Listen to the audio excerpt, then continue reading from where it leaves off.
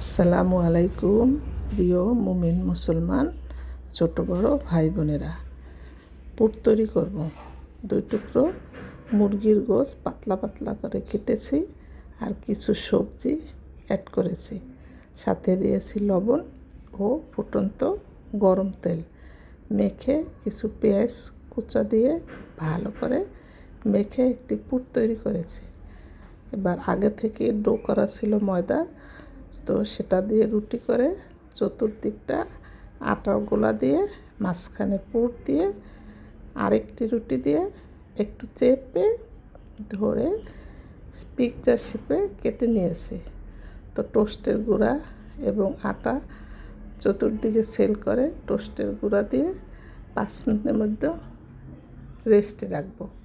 তারপর ফুটন্ত গরম তেলে ভেজে নিব। তো কেমন হয়েছে আমার চিকেন পুরে ভরা পিৎজা শেপে পুরি কমেন্ট করে বলবেন এবং আমার চ্যানেলটি সাবস্ক্রাইব করার অনুরোধ রইল ও পাশে থাকবেন।